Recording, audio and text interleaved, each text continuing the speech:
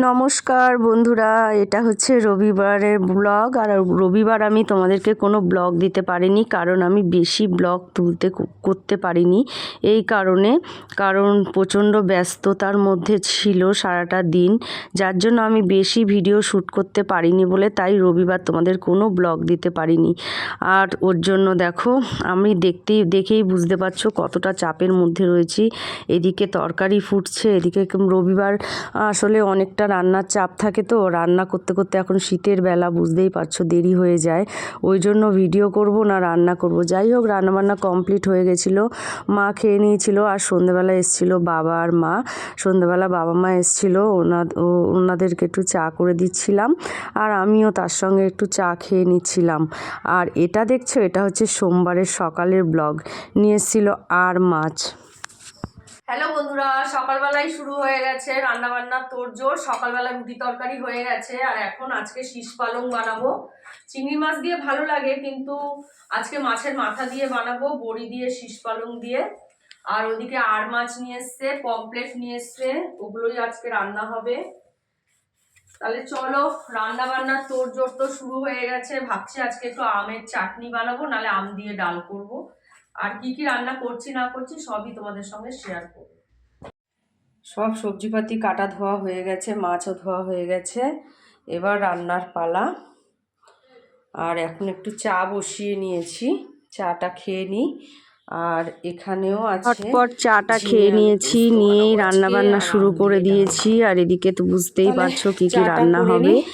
আর তার জন্য চাটা বসিয়ে নিলাম, চাটা খেয়ে নিয়ে তারপরে কাজ শুরু করব। এদিকে দেখো, একদিকে মাছের মাথা ভাজা করছি, শীষ পালং দিয়ে রান্না করেছিলাম। আর এদিকে পমপ্লেট সর্ষে পোস্ত দিয়ে বানিয়েছিলাম। আর চচ্চড়িটা আমার অলমোস্ট রেডি হয়ে গেছে। আর এদিকে হচ্ছে আর মাছ ভাজা, আর মাছটা ভেজে রেখেছি, ভাতটা নামিয়ে আর মাছটা রান্না করব। এদিকে তো বেসিনে এক রাশ বাসন, ছোট স্কুল থেকে চলে এসেছে, খাওয়া দাওয়া করে নিল। আর এদিকে আমি ছাদে এসেছি দোকানের রান্না করতে। দেখছো, মা এখন এখানে রান্না করবে, মানে গিলা মেটে।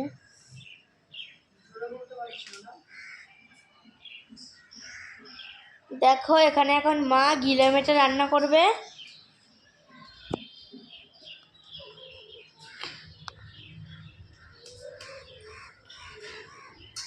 দেখছো, উনুন ধরিয়ে দিয়েছে।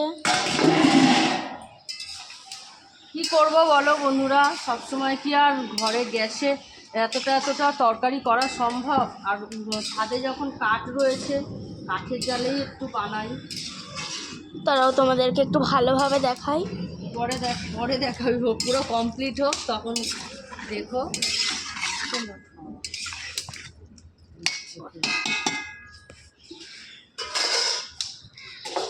বন্ধুরা, অনেক দিন বাদে আমি দেখো ছাদে এসেছি, এই যে গিলে মেটে বানাতে দোকানের। আমি ভাবি, প্রত্যেক দিন ভাবি যে ওপরে কাঠের জালে গিয়ে রান্না বান্না করব, কাঠ ঠাট সব রয়েছে, কিন্তু আশাই হয় না। কি করব বলো তো, মানে সময় হয়ে ওঠে না। শীতকালের বেলা আরও বেশি চলে যাচ্ছে। যাই হোক, গরমটা পড়লে যদিও বা আসা যায়।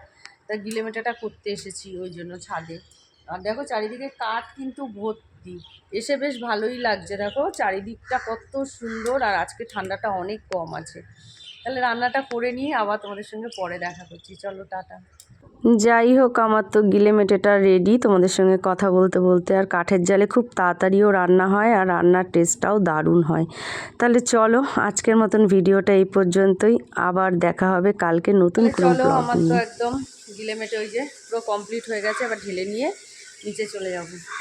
ফাইনালি দেখো, গিলে মেটে রান্না কমপ্লিট।